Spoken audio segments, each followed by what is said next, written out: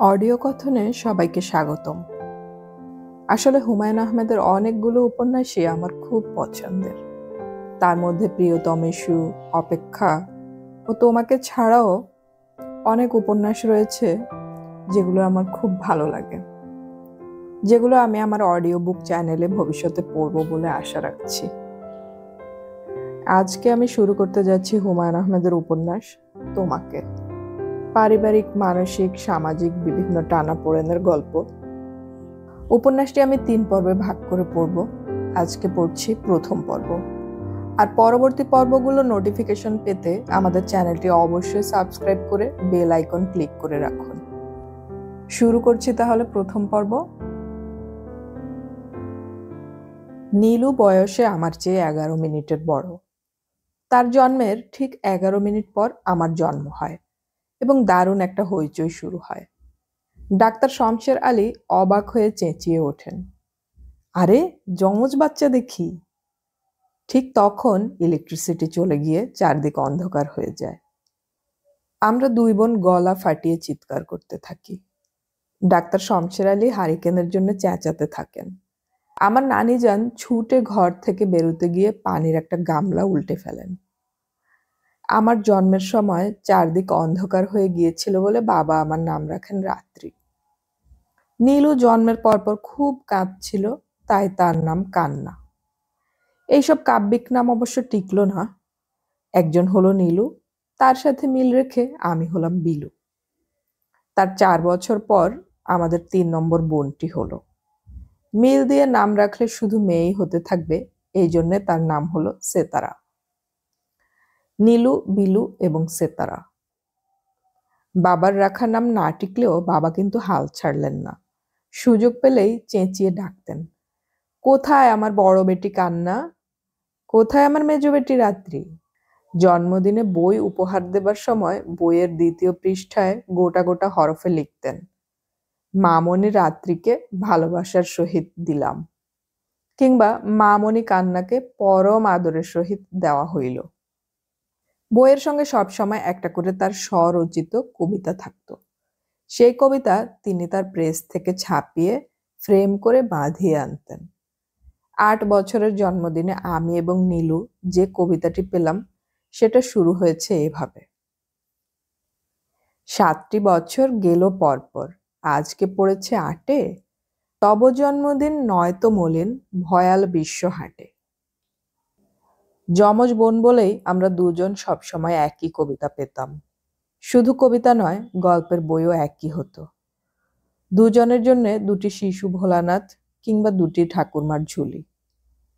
আমরা দুজন যে দেখতে অবিকল একরকম, এ নিয়ে বাবার মধ্যে একটা গোপন গর্ব এবং অহংকার ছিল। নতুন কেউ এলেই হাসি মুখে বলতেন, এরা যমজ, একজনের নাম রাত্রি, একজনের নাম কান্না, যার চুল ছোট ছোট ও হচ্ছে কান্না। মা বড় বিরক্ত হতেন, ভুরু কুচকে বলতেন, যমজ মেয়ে নিয়ে এত ঢোল পেটানোর কি আছে, যমজ ফমজ আমি ২ চক্ষে দেখতে পারি না, ছি। আমাদের দুজনকে যাতে একরকম না দেখায়, এজন্য তার চেষ্টার ত্রুটি ছিল না। আমার চুল কেটে ছোট ছোট করে দিলেন। একজনের গায়ের রং যেন অন্যজনের চেয়ে আলাদা হয়, সেজন্য নীলুকে সপ্তাহে ৩ দিন কাঁচা হলুদ দিয়ে গোসল করাতে লাগলেন। কিছুতেই কিছু হলো না।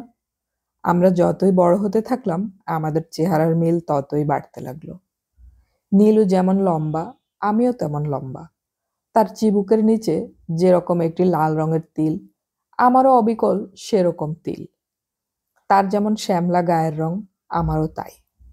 মা পর্যন্ত ভুল করতে লাগলেন। যেমন একদিন বারান্দায় বসে তেঁতুলের খোসা ছাড়াচ্ছি, মা ঝড়ের মতো এসে প্রচন্ড একটা চড় কষালেন। ১ খিলি পান দিতে বললাম কতক্ষণ লাগে? আমি শান্ত স্বরে বললাম, আমাকে বলনি, বোধহয় নীলুকে বলেছ, আমি বিলু। আমার ছোট চুল যখন লম্বা হলো, তখন দেখা গেল বাবা এবং মা ছাড়া আমাদের কেউ আলাদা করতে পারে না। কেন পারে না সেও এক রহস্য। নীলুর সঙ্গে আমার বেশ কিছু অমিল আছে। যেমন নীলুর নাক একটুখানি চাপা, ওর চোখ দুটি একটুখানি উপরের দিকে ওঠানো। তবুও দোতলার নাজমুল চাচা আমাদের ২ বোনকে যখনই দেখেন তখনই বলেন, কে কোনজন? নীলু তাতে খুব মজা পায়। আমার অবশ্যই রাগ লাগে। এইসব আবার কি ঢং? নাজমুল চাচা সবসময় ঢং করেন। মা নাজমুল চাচাকে সহ্যই করতে পারেন না। নাজমুল চাচার গলা শুনলে মুখ কুঁচকে বলেন, ভাঁড় কোথাকার, সব সময় ভাঁড়ামি। আমাদের নিয়ে সবচেয়ে বেশি ভাঁড়ামি করেন অবশ্যই আমার বড় মামা। দিনাজপুর থেকে বেড়াতে এলেই মহা উৎসাহে আমাদের দুজনকে সামনে বসিয়ে উঁচু গলায় বলেন, দেখা যাক আমি নীলু বিলুকে আলাদা করতে পারি কিনা। 1 2 3। এইজন হচ্ছে আমাদের বিলুমণি। বড় মামা ভাঁড়ামি করলে মা রাগ করতেন না, বরং একটু যেন খুশি হতেন। সবচেয়ে খুশি হতেন নীলু। সে হেসে কুটি কুটি। নীলুর নাম কান্না না হয়ে ভালোই হয়েছে। সে হাসতেই জানে, কাঁদতে জানে না। আমরা যখন ক্লাস 7-এ উঠলাম, নীলু আমার কাছ থেকে আলাদা হয়ে গেল তার হাসি দিয়ে। যাই দেখে তাতেই তার হাসি পায়। মা হয়তো কিছু নিয়ে ধমক দিয়েছেন, সে মুখ ফিরিয়ে হাসি গোপন করার চেষ্টা করছে। মা কঠিন স্বরে বলছেন, হাসছো কেন তুমি? কই হাসছি না তো। মুখ ফেরাও, তাকাও আমার দিকে। নীলু মুখ ফেরালে আমরা দেখতাম হাসি থামাবার চেষ্টায় তার গাল লালচে হয়ে উঠছে। কেন তুমি শুধু শুধু হাসছো? হাসির কি হয়েছে বলো তুমি, তোমাকে বলতে হবে। আর হাসবো না মা, এখন থেকে শুধু কাঁদবো। বলেই সে আবার ফিক করে হেসে ফেলল। মা প্রচন্ড একটা চড় কষালেন। বাঁদর কোথাকার, তোমার হাসি আমি ঘুচিয়ে দিচ্ছি। নীলুর চোখে জল আসছে কিনা মা তা দেখতে চেষ্টা করতেন। কোথায় কি, নীলু এমন ভাবে দাঁড়িয়ে আছে যেন কিছুই হয়নি। মা ক্লান্ত হয়ে বলতেন, ঠিক আছে যাও, আমার সামনে থেকে যাও। নীলু এমন ভাবে ছুটে যেত যেন আড়ালে গিয়ে হেসে বুক হালকা করবে। নীলুটা এমন হয়েছে কেন? এ বাড়িতে সবাই একটু গম্ভীর। সেতারা, যার বয়স মাত্র 5, সে পর্যন্ত কম কথা বলে। নীলু কার কাছ থেকে এত কথা শিখলো? কার কাছ থেকে অকারণে হাসার এই অদ্ভুত অসুখ জোগাড় করলো? আমার এবং নীলুর খাট দক্ষিণ দিকের বড় ঘরটায়। নীলু ঘুমায় সেতারাকে সঙ্গে নিয়ে। তার একা একা ভয় করে। আকবরের মা ঘুমায় বারান্দায়। আমরা ডাকাডাকি করলে তার উঠে আসার কথা। সে একবার ঘুমালে নিশ্চিন্ত, সারা রাতে 1 সেকেন্ডের জন্যও জাগবে না। এমনিতে অবশ্যই বলবে, বোন আমার সজাগ ঘুম, একটু শব্দ হইলেই চোখ খোলা। আকবরের মা কোনো কাজ ঠিক মতো করতে পারে না, প্রচুর মিথ্যা কথা বলে। অনেকবার তাকে বিদায় দেওয়ার চেষ্টা করা হয়েছে, লাভ হয়নি কিছু। সে ঘাড় বাঁকিয়ে বলেছে, যাইতাম না, দেহি কেমনে বিদায় দেয়, তামসা না, এই বুড়া বয়সে কই যাইতাম। আকবরের মা রাতে ভাত টাত খেয়ে ঘুমাতে এসে জিজ্ঞেস করে, কই গো মাইয়ারা, ভূতের কিচ্ছা শুনতে চাও? নীলু ভীতু, সে শুনবে না, কিন্তু যেহেতু আমি শুনি কাজেই তাকেও শুনতে হয়। আকবরের বাপের গপ্পটা কই, শরীরের মধ্যে লোম খাড়া হইয়া যায় বুঝছো নি মাইয়ারা। শীতের সময় খুব জার। আকবরের বাপের মাছ ধরতে যাওয়ানোর কথা, আমারে কইল তামুক দে। নীলু গল্পের মাঝখানে জিজ্ঞেস করে, তুই করে বলতো? তা ঠিক, গরিব মানুষের কথাবার্তা তুই তোকারি দিয়া। আকবরের মার ভাষা ঠিক বোঝা না গেলেও গল্প ধরতে কোনো অসুবিধে হয় না। সব গল্পের শেষে আকবরের বাবা, যার সাহসের কোনো সীমা নেই, একটা ভূতের গলা জাপটে ধরে কুমড়ো গড়াগড়ি করবে এবং সবশেষে ভূতটা জঙ্গল ভেঙে ছুটে যাবে। যাবার সময় বলবে, এইবার সাইরা দিলাম বুঝছস, জানে বাসলি। গল্প শেষ হলেই নীলু বলবে, দূর, ভূত আবার আছে নাকি। আকবরের মা চোখ কপালে তুলে বলবে, এইটা কেমন বেকুবের মতো কথা কইলা, দেশটা ভর্তি ভূত আর পেতনিতে। আমার সাথে একবার যাইও আমরা নীলগঞ্জের বাড়িতে, নিজের চোখে ভূত দেখবা। আকবরের মা শুধু যে আমাদের ভূতের গল্প শোনাবার চেষ্টা করতেন তাই না, মাকেও শোনাতে চেষ্টা করে। সুযোগ পেলেই একটা গল্প টেনে আনতে চায়। বুঝছেন আম্মা, একবার হইল কি। মা এক ধমক দিয়ে থামিয়ে দেন। আজে বাজে গল্প মা একেবারেই সহ্য করতে পারেন না। শুধু আকবরের মা নয়, বাবাকেও এমনিভাবে থামানো হয়। যা বলতে চাও সরাসরি বলতে পারো না? এত ফ্যানাও কেন? ফ্যানাই নাকি? হ্যাঁ ফ্যানাও, বেশি রকম ফ্যানাও। যা বলার তা সহজভাবে বলতে পারা উচিত। ও, রাগ করলে নাকি আবার? না, আমি অত সহজে রাগ করি না। বাবার এই কথাটি খুব সত্যি। বাবা রাগ করতে পারেন না। নীলুর ধারণা বাবা মোটা বলেই রাগ করতে জানেন না। মোটা মানুষদের এই একটা বড় অসুবিধে। কথাটা হয়তো সত্যি। আমাদের স্কুলের মোটা আপাগুলিকে কিছুতেই রাগানো যায় না। আর চিকনা আপাগুলি কারণ ছাড়াই চিড়বিড় করছে।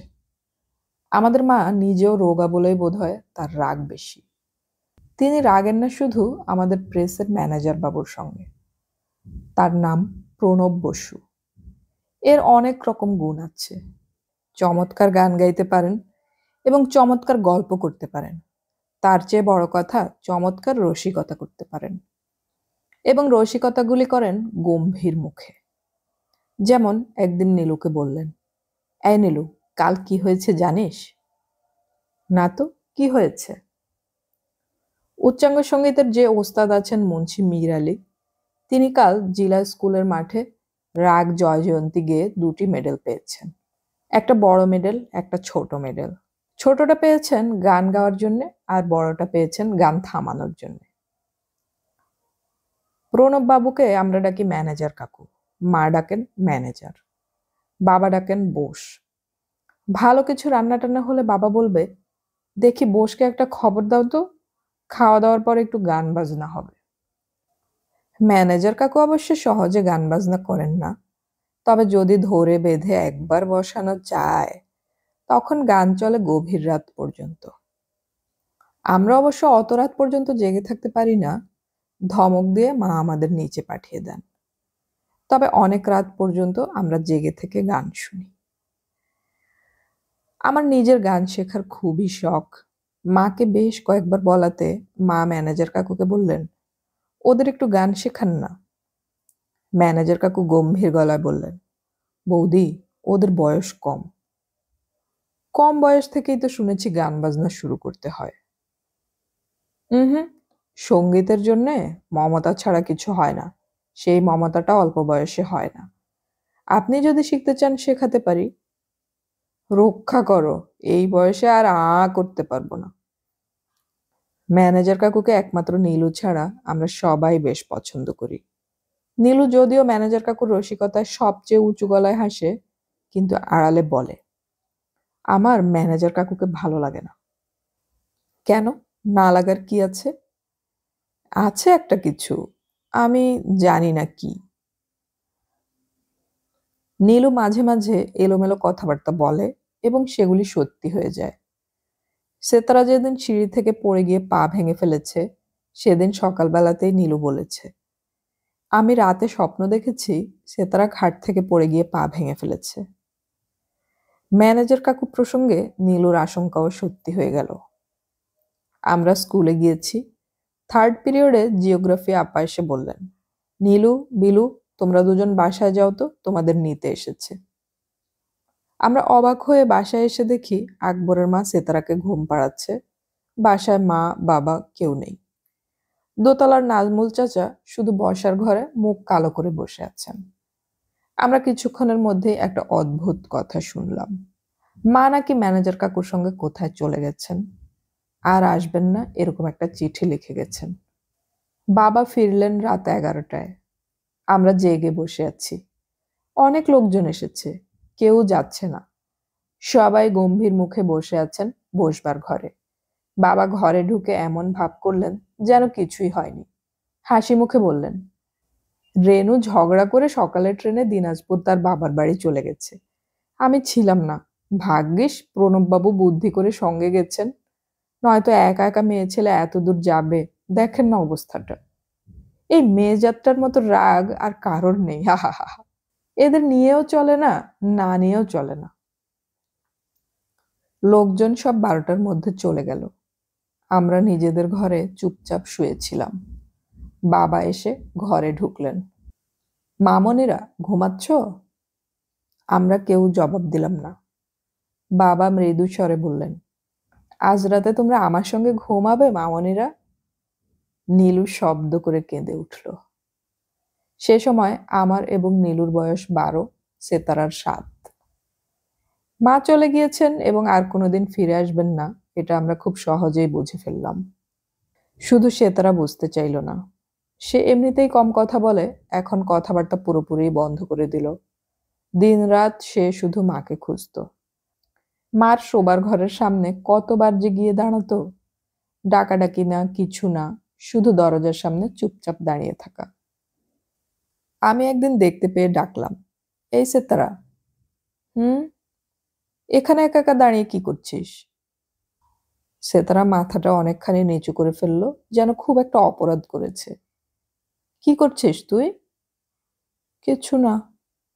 আয় আমার সাথে, নদীর পাড়ে কিছুক্ষণ হাঁটাহাঁটি করবো, আসবি? না। আমি লক্ষ্য করি সে একা একা ঘুরে বেড়াতে চায়, কারো সঙ্গে থাকতে চায় না। সন্ধ্যাবেলা কেউ কিছু বলার আগেই সে আমার সাথে বই নিয়ে বসে এক মনে নিচু স্বরে পড়তে থাকে। কমলা ফুলি, কমলা ফুলি, কমলা লেবুর ফুল, কমলা ফুলির বিয়ে হবে কানে মতির দুল। যখনই সে পড়তে বসে এই একটি কবিতাই সে পড়ে। তখন যদি বাড়ির সামনে কোনো রিকশা এসে থামে, সে পড়া বন্ধ করে চোখ বড় বড় করে তাকিয়ে থাকে। এক সময় বই বন্ধ করে অপরাধীর মতো আস্তে আস্তে উঠে দাঁড়ায়, নিঃশব্দে চলে যায় বারান্দায়, আবার ফিরে এসে পড়তে বসে। কমলা ফুলি, কমলা ফুলি, কমলা লেবুর ফুল। একদিন নীলু বলল, সেতারা, মা আমাদের কাউকে পছন্দ করেন না, তাই তো চলে গেছেন, আর আসবেন না। আচ্ছা, যে আমাদের ভালোবাসে না, আমরাও তাকে ভালোবাসি না, ঠিক না? হুম। তুই আর মাকে খুঁজবি না, ঠিক আছে? সেতারা মৃদু স্বরে বলল, আমাদের পছন্দ করে না কেন? আমরা সবাই তো মেয়ে, এই জন্য। ছেলে হলে পছন্দ করতো। আমাদের তো কোনো ভাই নেই, বুঝেছিস? হুম। সেতারা মায়ের আদর পায়নি বললেই হয়। তার জন্মের পরপর মা অসুস্থ হয়ে পড়েন। সেতারা বড় হতে থাকে আকবরের মার কোলে। মার অসুখ যখন সারল, তখনও অবস্থার পরিবর্তন হলো না।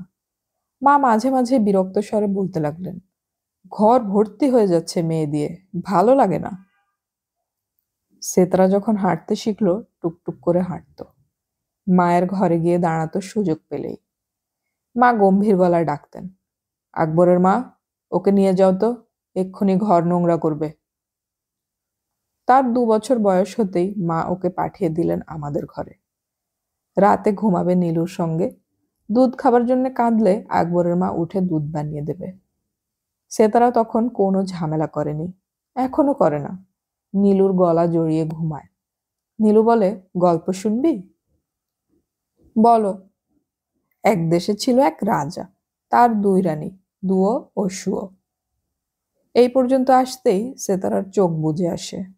কোনোদিন আর সে গল্প শেষ পর্যন্ত শোনা হয় না। ইদানিং বাবা সেতারাকে সঙ্গে নিয়ে ঘুমাতে চান। সেতারাও বেশ ভালো মানুষের মতো যায়, কিন্তু মাঝরাতে একা একা চলে আসে আমাদের ঘরে। রোজ এই কাণ্ড। এক রাতে অদ্ভুত একটা ব্যাপার ঘটল। সেতারা সবাইকে ডাকতে লাগলো, মা এসেছে রিক্সা নিয়ে। আমরা ধড়মড় করে উঠে বসলাম। কোথায়? বারান্দায় দাঁড়িয়ে দেখলাম। বলিস কি? হইচই শুনে বাবাও উঠে এলেন। কোথায় কি? খাঁ খাঁ করছে চারদিক। সেতারা দারুণ অবাক হলো। বাবা বললেন, স্বপ্ন দেখেছ মা? হুম, স্বপ্ন না, আমি দেখলাম। সেতারা চোখ বড় বড় করে সবার দিকে তাকাতে লাগলো। সে ব্যাপারটা কিছুতেই বুঝতে পারছে না। বাবা সেতারাকে সঙ্গে নিয়ে চলে গেলেন।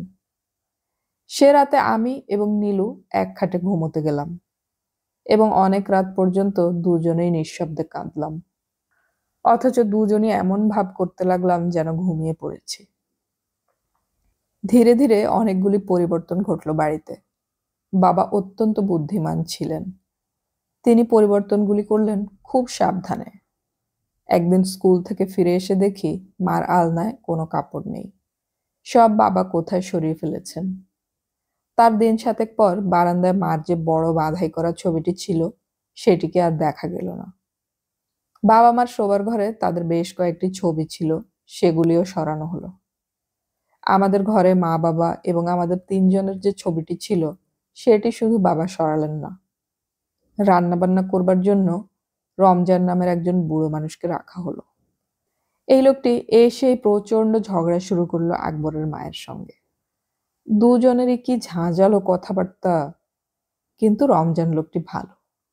সে সেতারাকে কোলে নিয়ে ঘুরে ঘুরে ভাত খাওয়াতো। আমাদের উপর তার খবরদারিরও সীমা ছিল না। এই সন্ধ্যা রাইতে বাগানে ঘোরাঘুরি করন ঠিক না, অত তেঁতুল খাওয়ান বালা না, বুদ্ধি নষ্ট হয়। ভাত খাওয়ানোর আগে বিসমিল্লা করে একটু লবণ মুখের মধ্যে দেওয়ান দরকার। রাতের বেলা খাওয়া দাওয়া শেষ হলে সে গম্ভীর হয়ে একটা খবরের কাগজ নিয়ে আমাদের পড়ার ঘরে গিয়ে বসতো। খবরের কাগজ পড়তে পড়তে এমন সব কথাবার্তা বলতো যে নীলু হেসে উঠতো খিলখিল করে। খুব সংকটময় অবস্থা, বুঝছো নীলু আপা? অবস্থা সংকটময়। কেন? নেপালে পাহাড়ি ঢল। এই অবস্থায় ঝগড়া লেগে যেত আকবরের মার সঙ্গে। আকবরের মা কোমরে 2 হাত দিয়ে রণরঙ্গিনী মূর্তি হয়ে এসে দাঁড়াতো। বিদ্যার জাহাজ যে বইছেন, পাকঘরের বাসনটি কেটা ধুইব? চুপ থাকো, অশিক্ষিত মূর্খ মেয়ে মানুষ। এদের নিয়ে চলাফেরা করা মুশকিল। রমজান ছাড়াও একজন ভয়ঙ্কর রোগা দাঁত নেই ওস্তাদ রাখা হলো। এই ওস্তাদটির নাম মুন্সি সোবাহান। তিনি আমাদের 3 বোনকে সপ্তাহে 3 দিন গান শেখাবেন। আমরা 3 জনেই গান শিখতে শুরু করলাম। সকালবেলা হারমোনিয়াম নিয়ে বসে সা রে গা মা, খুবই বিরক্তিকর ব্যাপার। ওস্তাদ সোবাহান বেশিক্ষণ গান শেখাতে পারেন না। কিছুক্ষণের মধ্যেই তার হাঁপানের টান ওঠে। গান থামিয়ে বলেন, ঘরে কোনো টিফিন আছে কিনা দেখো তো খুকি, না থাকলে একটা মুরগির ডিম ভেজে দিতে বলো। হাঁসের ডিম না, হাঁসের ডিম গন্ধ করে, খেতে পারি না। গানের উপর থেকে আমার মন উঠে গিয়েছিল, কাজেই আমাকে দিয়ে গান হলো না। সেতারা এবং নীলু শিখতে লাগলো। কিছুদিন পর নীলুও কেটে পড়ল, রইল শুধু সেতারা। মাস 6 মধ্যে দেখা গেল বেনি দুলিয়ে হারমোনিয়াম বাজিয়ে সেতারা গাইছে, নবীর দুলালি মেয়ে খেলে মদিনায়, ও খেলে মদিনায়। ওস্তাদ সোভান ঘাড়টার দুলিয়ে বলেছেন, মার হাবা মার হাবা, কি টনটনে গলা। এইবার লক্ষ্মী ময়না গিয়ে দেখো তো কোনো টিফিন আছে কিনা, না থাকলে মধুর দোকান থেকে যেন একটা আমৃতি নিয়ে আসে, আর চা দিতে বলো। সে বছর শীতের সময় মা আমাদের 3 বোনকে সিরাজগঞ্জ থেকে আলাদা আলাদা চিঠি লিখলেন। বাবা একদিন সন্ধ্যায় পাংশু মুখে 3টি খামে বন্ধ চিঠি নিয়ে আমাদের ঘরে এসে দাঁড়ালেন। কাঁপা কাঁপা গলায় বললেন, তোমাদের মা চিঠি লিখেছেন, তোমরা কি সেই চিঠি পড়তে চাও? বাবার গলা কাঁপছিল। আমি পরিষ্কার বুঝতে পারলাম বাবা চাচ্ছেন আমরা বলি না। বাবা কপালের ঘাম মুছে নিচু স্বরে বললেন, আমরা সবাই তাকে ভুলতে চেষ্টা করছি। এখন আবার চিঠিপত্র শুরু করলে কষ্ট হবে, নতুন করে কষ্ট হবে। বাবা থামতেই সেতারা বলল, আমার চিঠি দাও। খানিকক্ষণ চুপ থেকে নীলুও বলল, আমার চিঠিটাও দাও। শুধু আমি কিছু বললাম না। বাবা ধরা গলায় বললেন, মামনি রাত্রি, তোমারটা? আমি চাই না। কি লেখা ছিল নীলু এবং সেতারার চিঠিতে আমি জানি না। নীলু সমস্ত কথাই আমাকে বলে, শুধু চিঠির ব্যাপারে কিছু বলল না। আর সেতারা তো তার খামই খুলল না, বন্ধ খাম হাতে নিয়ে ঘুরে বেড়াতে লাগলো। আমি বললাম, খুলে দেব? না, না খুললে পড়বি কি করে? আমি পরে পড়ব। যেন পড়লেই চিঠির মজা শেষ হয়ে যাবে। আমি সমস্ত দিন ভাবলাম, কি লিখেছেন মা চিঠিতে। ক্লাসে আপারা কি পড়ালেন কিছুই বুঝতে পারলাম না। অঙ্ক আপা 2বার ধমক দিলেন, এই বিলু, তোমার পড়ায় আজকে মন নেই, কি ব্যাপার? কিছু না আপা। আমি কি বলছি তুমি তো তা কিছুই শুনছো না। শুনছি আপা। না শুনছো না? বলো তো আমি কি বলছিলাম। আমি বলতে পারলাম না। সব মেয়েরা হেসে গড়িয়ে পড়তে লাগলো। আমার ক্লাসের মেয়েরা বিচিত্র কারণে আমাকে অপছন্দ করে। সব সময় আমার পেছনে লেগে থাকে। আমাদের বাথরুমের দেয়ালে আমাকে নিয়ে অনেক কথাবার্তা লেখা। একটা ন্যাংটা মেয়ে এবং ছেলের ছবিও আঁকা আছে। মেয়েটার গায়ে লেখা বিলু ক্লাস 9 খ শাখা। অথচ কোথাও নীলুর নামে কিচ্ছু লেখা নেই। আমি কখনো বাথরুমে যাই না। যদি যেতেই হয় তাহলে অনেকক্ষণ সেখানে বসে কাঁদি। ইরেজার দিয়ে লেখাগুলি তুলে ফেলতে চেষ্টা করি। কিছুতেই সেগুলো ওঠানো যায় না। বিলু, মন দিয়ে পড়াশোনা করবে বুঝলে, এরকম করলে তো হবে না। ক্লাসের মেয়েগুলি আবার হইচই করে হেসে উঠল। বাড়িতে ফিরে এসে অনেকক্ষণ একা একা বসে রইলাম। রাতে রমজান ভাইকে বলে দিলাম, খিদে নেই, কিছু খাবো না। অনেক রাতে ঘুমাতে গিয়ে দেখি আমার বালিশের নিচে মায়ের পাঠানো খামটা রেখে দেয়া। নিশ্চয়ই বাবার কাণ্ড। ঘরে কেউ নেই। নীলু এখনো পড়ছে। সেতারা রান্নাঘরে রমজান ভাইয়ের সঙ্গে কি যেন করছে। আমি দরজা বন্ধ করে খাম খুলে ফেললাম। মা আমাকে বিলু নামে সম্বোধন করেননি। প্রথমবারের মতো লিখেছেন রাত্রি। মামনি রাত্রি, জানি প্রচন্ড রাগ করেছ তুমি, কিন্তু কি করব মা, উপায় ছিল না। তুমি যখন বড় হবে তখন বুঝবে মানুষের মন খুব বিচিত্র জিনিস। একবার কোনো কিছুতে মন বসে গেলে তা ফেরানো যায় না। আমি বহু চেষ্টা করেছি। মানুষ হয়ে জন্মানোর মতো কষ্টের কিছুই নেই। আমি তোমাদের ছেড়ে ছুড়ে এসেছি, তবু রাত দিন তোমাদের কথাই ভাবি। রাত দিন প্রার্থনা করি যে কষ্ট আমি পাচ্ছি তা যেন কখনো আমার মামনিদের না হয়। তোমার মা। থার্ড পিরিয়ডে অঙ্ক আপা ক্লাসে ঢুকেই বললেন, বিলু, ক্লাস শেষে আজ তুমি আমার সঙ্গে দেখা করবে। আমার মনটা খারাপ হয়ে গেল। অঙ্ক আপা আজে বাজে প্রশ্ন করেন। কয়েকদিন আগে হাফ টাইমের সময় অঙ্ক আপার সঙ্গে দেখা। আপা আমাকে আড়ালে নিয়ে বললেন, তোমার মা শুনলাম ওই লোকটার সঙ্গে ইন্ডিয়া চলে গেছে, সত্যি নাকি? না, সত্যি না। কোথায় আছে তাহলে? আমি চুপ করে রইলাম। আপা গলা নিচু করে বললেন, বলতে পারো না না? সিরাজগঞ্জে আছেন। ও, বাচ্চা কাচ্চা হয়েছে নাকি? আমি জানি না আপা। আমাকে কে যেন বলল একটা ছেলে হয়েছে। আমার নিজের ধারণা মেয়েদের মতো হৃদয়হীন পুরুষরা হতে পারে না।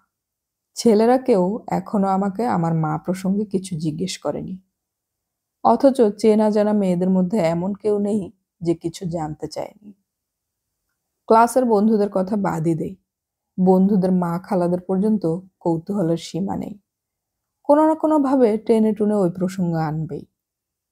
বিলু, তোমরা আগে থেকে কিছু টের পাওনি? আগেই তো টের পাওয়া উচিত। তোমার মা নাকি যাবার আগে বহু টাকা পয়সা সঙ্গে নিয়ে গেছে। মা গিয়েছেন প্রায় 2 বছর আগে। এখনো কেউ সেটা কেন ভুলতে পারে না কে জানে। অঙ্ক ক্লাসটা আমার খুব খারাপভাবে কাটলো। ক্লাস শেষ হওয়া মাত্র গেলাম আপার কাছে। আপার নিজের কোনো ঘর নেই। কমন রুমে এক গাদা টিচারের সঙ্গে বসে আছেন। তিনি আমাকে আড়ালে নিয়ে গিয়ে বললেন, তোমাদের বাড়িতে বয়স্ক মহিলা কেউ নেই? কাজের একটি মেয়ে আছে, আকবরের মা। সে ছাড়া আর কেউ নেই? জি না আপা। কেন? তোমরা এখন বড় হচ্ছ, কিছু কিছু জিনিস তোমাদেরকে বলা দরকার। কেউ বলছে না, তাই তোমাকে ডাকলাম। আমি আড়ষ্ট হয়ে দাঁড়িয়ে রইলাম।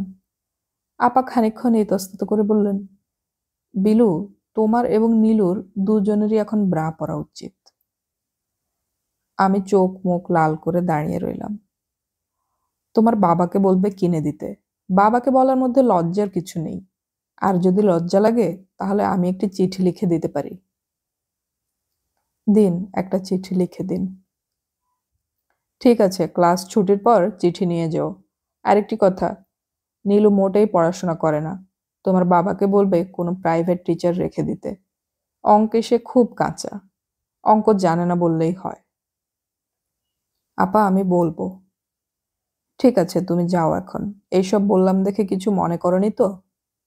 জি না। মনে হচ্ছে তুমি আমার উপর রাগ করেছ। রাগ করার কিছু নেই বিলু। তোমাকে আমি খুব পছন্দ করি। এত ঝামেলার মধ্যেও যে মেয়ে প্রতি বিষয়ে সবচেয়ে বেশি নম্বর পায়, তার প্রশংসা তো করতেই হয়। অঙ্ক আপা একটু হাসলেন। বিলু, জি?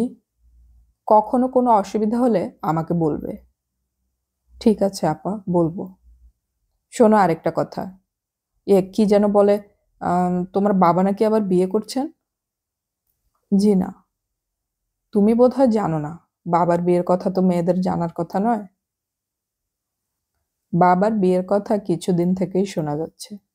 দিনাজপুর থেকে বড় মামা এসেছিলেন। তিনি পর্যন্ত নীলুকে আড়ালে ডেকে নিয়ে জিজ্ঞেস করেছেন, দুলাভাই নাকি বিয়ে করছেন। নীলু তার স্বভাব মতো হেসে ভেঙে পড়েছে। হাসছিস কেন? হাসির কথা বললে হাসবো না মামা? আমি কি হাসির কথা বললাম নাকি? বিয়ে করলে তোদের অবস্থাটা কি হবে ভেবেছিস? কি আর হবে? আমার তো মনে হয় ভালোই হবে। কথা বলার একজন লোক পাওয়া যাবে। কথা বলার লোকের তোদের অভাব? হ্যাঁ মামা, বিলুর সঙ্গে কি আর কথা বলা যায়? মা জাতীয় একজন কেউ লাগে। বাবা বিয়ে করলে ভালো হয় মামা। করছেন নাকি? জানি না মামা। তবে দোতলার নাজমুল চাচা একদিন আমাকে জিজ্ঞেস করলেন, তোমার বাবা এখন একটা বিয়ে করলে মনে হয় সংসার স্বাভাবিক হয়। তুই কি বললি? আমি বললাম, তা তো ঠিকই। মামা গম্ভীর হয়ে পড়লেন। নীলু বলল, তারপর একদিন এক বুড়ো মতো ভদ্রলোক এসে বাড়িটারি ঘুরে টুরে দেখলেন।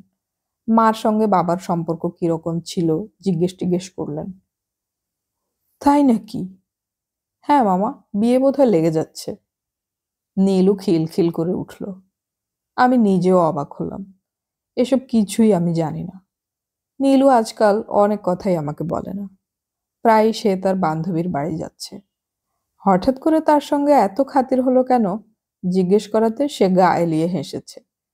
এ বাড়ির সবাই বদলে যাচ্ছে। বাবা বদলেছেন সবচেয়ে বেশি। আমাদের জন্মদিন গেল জুন মাসের 10 তারিখ। বাবা কোনো কবিতা লিখলেন না। কয়েকদিন আগে দেখলাম সেতারাকে কি জন্য যেন ধমকাচ্ছেন। সেতারা অবাক হয়ে তাকিয়ে আছে। বাবার এরকম আচরণ তার কাছে সম্পূর্ণ নতুন। বাড়িও ফিরছেন আজকাল অনেক রাতে। গতকাল বাড়ি ফিরলেন 11:30টার দিকে। আমি জেগে বসেছিলাম। বাবা বিরক্ত হয়ে বললেন, এত রাত পর্যন্ত জেগে বসে আছো কেন? আর থাকবে না, 10টা বাজতেই ঘুমাতে যাবে। আমি শান্ত স্বরে বললাম, তুমি আমার সঙ্গে এত রেগে কথা বলছো কেন? রেগে রেগে কথা বলছি নাকি? আমি উত্তর না দিয়ে নিজের ঘরে চলে এলাম। বাবা খাওয়া দাওয়ার পর আমার ঘরের পাশের জানালার ধারে এসে দাঁড়িয়ে ডাকলেন, এই বিলু, বিলু। আমি ঘুমের ভান করে পড়ে রইলাম। বাবা বেশ খানিকক্ষণ সেখানে দাঁড়িয়ে থেকে চলে গেলেন। বাবা এরকম ছিলেন না। বাবা বদলে যাচ্ছেন। নীলু তো বদলেই গেছে। আমি নিজেও বোধহয় বদলাচ্ছি। একা একা থাকতে ইচ্ছে করে। সেদিন খুব ঝগড়া করলাম নীলুর সঙ্গে। আমি মাঝে মাঝে অচেনা সব মানুষদের মন গড়া চিঠি লিখি। নীলু সেটা জানে। তবু সে একটা চিঠি হাতে নিয়ে হাসতে হাসতে বলল, প্রেমপত্র নাকি রে? তারপর মুখ বাঁকা করে পড়তে শুরু করলো। আপনাকে একটা কথা বলা হয়নি। এখন শ্রাবণ মাস তো, তাই খুব বৃষ্টি হচ্ছে। রাত দিন ঝমঝম বৃষ্টি। নীলু বহু কষ্টে হাসি থামিয়ে বলল, শ্রাবণ মাস কোথায় রে? এটা তো আশ্বিন মাস। তোর মাথাটাই খারাপই। আমি চিঠি কেড়ে নিয়ে নীলুর গালে একটা চড় কষিয়ে দিলাম। নীলু দারুণ অবাক হয়ে গেল। আমি এরকম ছিলাম না। বাবা বিয়ে করলে সংসার স্বাভাবিক হলে তো ভালোই হয়। নীলু ঠিকই বলেছে। সব বাড়িতে মা জাতীয় একজন কেউ দরকার। সে সময় মতো মেয়েদের ব্রা কিনে দেবে। কিন্তু আমার বড় মামা সেদিকটা দেখছেন না। তার ভাবভঙ্গি দেখে মনে হচ্ছে খুব খারাপ কিছু একটা হতে যাচ্ছে। মামা বললেন, খোঁজ খবর না রাখায় এটা হচ্ছে। নানান ধান্দায় থাকি। খোঁজ খবর নেই তা ঠিক। মামার বাড়ির সঙ্গে এখন সম্পর্ক নেই বললেই হয়। মামারা অনেক দিন ধরে আসেন না। আগে ঘন ঘন আসতেন। এবং যতবার আসতেন ততবারই জিদ করতেন আমাদের দিনাজপুরে নেবার জন্যে। বাবা ব্যবসাপাতির ঝামেলা তুলে এড়িয়ে যেতেন। মা স্পষ্ট বলতেন, তোমাদের বউয়ের সঙ্গে আমার বনে না। বাবা মা মারা গেলে বাপের বাড়ি থাকে না, সেখানে যাওয়াও যায় না। বাবা আবার বিয়ে করবেন কিনা এই প্রসঙ্গে বড় মামার এরকম কৌতূহলের কারণ কি আমি ধরতে পারি না।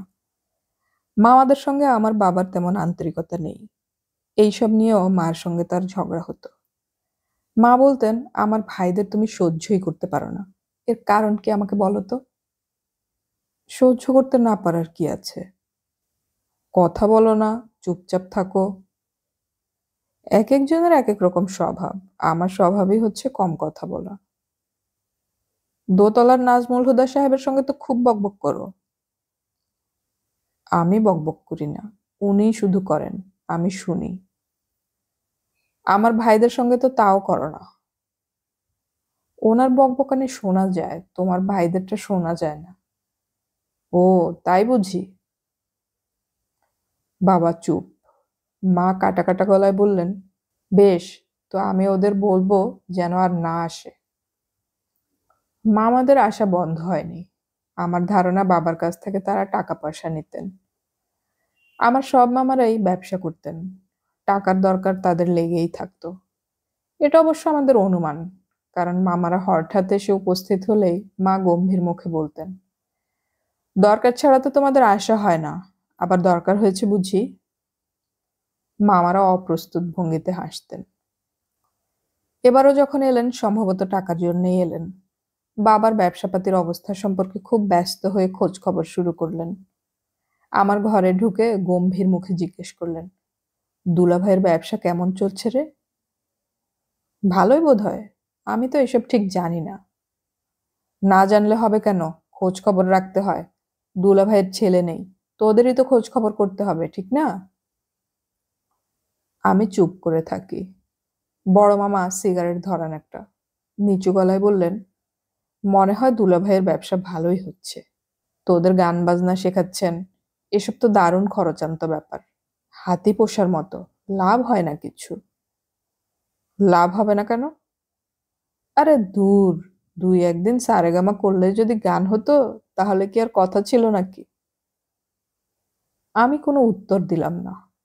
বড় মামা হঠাৎ করে বললেন, তোদের এখন শাড়ি পরা উচিত বুঝলি, তোর আর নীলুর, বড় হয়ে গেছিস। কথাটা এমন অপ্রাসঙ্গিক ভাবে বলা যে আমি হকচকিয়ে গেলাম। বড় হয়ে যাচ্ছি? বড় হওয়াটা খুব একটা কি বাজে ব্যাপার? রাস্তাঘাটে একা একা চলাফেরা করবি না। ওই দিন দেখলাম সন্ধ্যার পর নীলু বাড়ি আসলো। বন্ধুর বাড়ি গিয়েছিল, জন্মদিন। জন্মদিন ফন্মদিন যাই হোক, একা একা যেন না যায়। সুন্দরী মেয়েদের অনেক রকম যন্ত্রণা। আমরা সুন্দরী বুঝি? হুম, সুন্দরী তো বটেই। আয়না দিয়ে নিজেদের দেখিস না? আমি হঠাৎ বলে বসলাম, কে বেশি সুন্দর মামা, আমি না নীলু? মামা জবাব দিলেন না। তাকে খুব চিন্তিত মনে হতে লাগলো। ক্লাস 9-এর হাফ ইয়ারলি পরীক্ষাতে নীলু অঙ্ক এবং ইংরেজিতে পাশ করতে পারল না। অঙ্কে পেল 23 আর ইংরেজিতে 31। তাকে খুব বিচলিতও মনে হলো না। হাসি মুখে বলল, দূর, আমি আর পড়াশোনা করব না। করবি না তো কি করবি? বিয়ে করব। বিয়ে করবি মানে? কাকে বিয়ে করবি? বিয়ে করার লোকের অভাব আছে নাকি? আমি হ্যাঁ বললে এক্ষুনি 2-3টা ছেলে চলে আসবে। তাই নাকি? হুম, তুই কি ভাবিস আমাকে? আমি প্রসঙ্গ পাল্টে বললাম, বাবা পরীক্ষার রেজাল্ট দেখে রাগ করবেন। রাগ করবার কি আছে? সবাই কি একরকম হয়? কেউ ভালো করে, কেউ করে না। বাবা রাগ করলেন না। প্রোগ্রেস রিপোর্টটা দেখলেন অবাক হয়ে। এরকম হয়েছে কেন নীলু?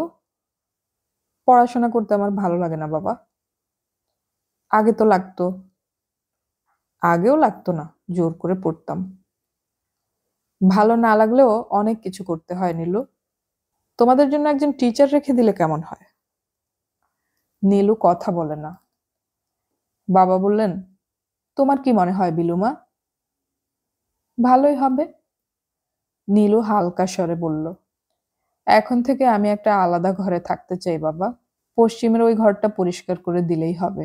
আমি রমজান ভাইকে বলবো। একা থাকার দরকার কি? তোমার তো আবার ভূতের ভয়। এখন আমার ভূতের ভয় নেই বাবা। আমার মনে হয় না এটা ভালো হবে। ভালোই হবে বাবা। ঠিক আছে, সেতারা কার সঙ্গে থাকবে? তোমার সঙ্গে কিংবা বিলুর সঙ্গে? নীলু উঠে চলে গেল। বাবা গম্ভীর হয়ে বললেন, তোর সঙ্গে ঝগড়াঝাটি হয়েছে? জি না। স্কুলে আপারা বকাঝকা করেছে বোধহয়। জানিস কিছু? জি না। নীলু সারা দুপুর জিনিসপত্র সরিয়ে পশ্চিমের ঘরটা গোছালো। আমি কয়েকবার বললাম, এই রাত্রিবেলা ভয় পাবি। নীলু কোনো উত্তরই দিল না। বিকেলের মধ্যে দেখলাম ঘর তৈরি হয়ে গেছে। একটা খাট, পড়ার টেবিল, আলনা, মায়ের ড্রেসিং টেবিল দিয়ে চমৎকার সাজিয়েছে। আশ্চর্যের ব্যাপার হচ্ছে, এক ফাঁকে আমাদের ঘর থেকে মায়ের ছবিটাও নিয়ে গেছে। সেতারা পড়েছে খুব মুশকিলে। সে রাতে কার সঙ্গে ঘুমোবে বুঝতে পারছে না। আমাকে সে ঠিক পছন্দ করে না, বাবার সঙ্গেও থাকতে চায় না। কিন্তু নীলু বলে দিয়েছে সে একা একা ঘুমাবে। আমি সেতারাকে বললাম, ওর যা ভূতের ভয়, দেখবি রাত 8টা বাজলে এই ঘরে চলে আসবে কিংবা তোকে নিয়ে যাবে। সেতারা খুব একটা ভরসা পাচ্ছে না। সে মুখ কালো করে দুপুর থেকেই আমার পেছনে ঘুরছে। ছুটির দিন বিকালে সাধারণত নাজমুল চাচা আমাদের সঙ্গে এসে চা খান। আজ তিনি খবর পাঠালেন তার ঘরে গিয়ে যেন আজকের চাটা খাওয়া হয়। তিনি মুক্তাগাছার মন্ডা আনিয়েছেন। নীলু বলল, ধুর, আমি যাব না। যাবি না কেন? আমার মাথা ধরেছে। দুটো অ্যাসপিরিন খা। বললাম তো ভালো লাগছে না। নীলু তার ঘরে ঢুকে দরজা বন্ধ করে দিল। নাজমুল চাচার শরীর ভালো ছিল না। চাদর মুড়ি দিয়ে বসেছিলেন। নাজমুল চাচা সাধারণত চা খেতে খেতে মজার মজার গল্পগুজব করেন। আজ সেসব কিছুই হলো না। নাজমুল চাচা বিরস মুখে বললেন, তোর বাবার একটা বিয়ের কথা হচ্ছে। মেয়েটির হাজব্যান্ড মারা গেছে 71-এর যুদ্ধে। একটি ছেলে আছে, 9 বছর বয়স। ছেলেটা তার নানার কাছে থাকে। আমি কিছু বললাম না। নাজমুল চাচা বললেন, মেয়েটা খুব ভালো, আমি চিনি। প্রাইমারি স্কুলের টিচার। একদিন নিয়ে আসবো এখানে, তোরা কথাবার্তা বলিস। জি, আচ্ছা। সৎ মায়ের অত্যাচার টত্যাচার সম্পর্কে যা শোনা যায় সেসব ঠিক না। তাছাড়া তোরা তো যথেষ্ট বড় হয়েছিস। এত বড় বড় মেয়েরা তো সাধারণত বন্ধুর মতো হয়, ঠিক না? জানি না, হয়তো হয়। তোর বাবার অবস্থাটা দেখতে হবে না? রাত বিরাতে বাড়ি ফেরার বাজে অভ্যাস হয়ে যাচ্ছে। আমি চুপচাপ বসে রইলাম। নীলু আসেনি যে? ওর নাকি খুব মাথা ধরেছে। ও নাকি পরীক্ষা খুব খারাপ করেছে। জি। সংসারে বিশৃঙ্খলা আসার জন্যই এটা হয়েছে, বুঝতে পারছিস তো? চাচা আরো কিছু বলতে যাচ্ছিলেন। রমজান ভাই এসে বলল, ইউনিভার্সিটির একজন মাস্টার নাকি নিচে বসে আছে। চাচা অবাক হয়ে বললেন, কিসের মাস্টার? মাস্টার এখানে কি জন্যে? বিলু, তুই উপরে আমার কাছে পাঠিয়ে দে তো। বসার ঘরে গম্ভীর চেহারার একজন ভদ্রলোক বসে আছেন। বয়স খুব বেশি নয়, কিন্তু অন্য রকমের একটি ভারিক্কি ভাব আছে। ভদ্রলোক আমাকে দেখেই বললেন, একটু দেরি করে ফেললাম না? আমি কিছুই বুঝতে পারলাম না। আমি আগেই আসতাম। ভাবলাম জন্মদিনে খালি হাতে আসা ঠিক না। কিন্তু তোমাদের এখানে তো কিছুই পাওয়া যায় না। আমি ঘন্টাখানেক ঘোরাঘুরি করেছি। কবিতার বই পাওয়া যায়। কবিতা তো তুমি পড়ো না, নাকি পড়ো? আমি অবাক হয়ে বললাম, আপনি বোধহয় নীলুর কাছে এসেছেন। আমি ওর ছোট বোন বিলু। আমরা যমজ বোন।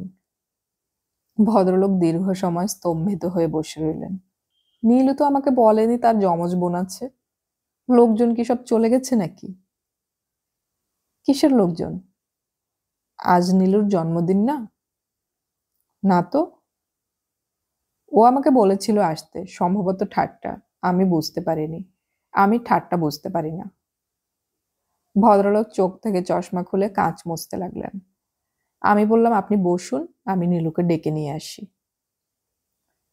তোমাদের চেহারায় অদ্ভুত মিল, যমজ বোনদের মধ্যেও কিছু ডিফারেন্স থাকে। একজন মোটা হয়, অন্যজন রোগা, কিন্তু ভদ্রলোক চুপ করে গেলেন। আপনি বসুন, আমি এক্ষুনি ডেকে আনছি। নীলুকে ভদ্রলোকের কথা বলতেই সে ফ্যাকাশে হয়ে গেল। এইসব কি রে নীলু, ভদ্রলোক কে? মুন্নিকে তো চিনিস, মুন্নির দূরসম্পর্কের ভাই। তাকে আসতে বলেছিলি? হুম। কেন? এমনি বলেছি। আয় তাহলে, কি যে কাণ্ড! আমি যেতে পারবো না, আমার মাথা ধরেছে। নীলুর মাথা ধরেছে এবং গায়ে বেশ জ্বর শুনে ভদ্রলোক অল্প হাসলেন। আচ্ছা ঠিক আছে, আমি তাহলে যাই। ওর জন্য দুটো বই এনেছিলাম, দিয়ে দিও। আপনি বসুন, চা খেয়ে যান। তোমার বাবা আছেন? জি না, উনি তো রাত করে ফেরেন। তোমার বাবা যখন থাকবেন তখন একদিন আসবো। ভদ্রলোক উঠে দাঁড়ালেন, হাসি মুখে বললেন, আমি আসবো এটা বোধহয় নীলু ভাবেনি। এসে পড়েছি দেখে হকচকিয়ে গেছে। আপনি বসুন না, চা খেয়ে যান। উপরে নাজমুল হুদা চাচা আছেন, তার কাছেও বসতে পারেন। না না, ঠিক আছে। আমি ভদ্রলোককে গেট পর্যন্ত এগিয়ে দিলাম। ভদ্রলোক শান্ত স্বরে বললেন, বেশ একটা অস্বস্তিকর অবস্থা হয়ে গেল, তাই না?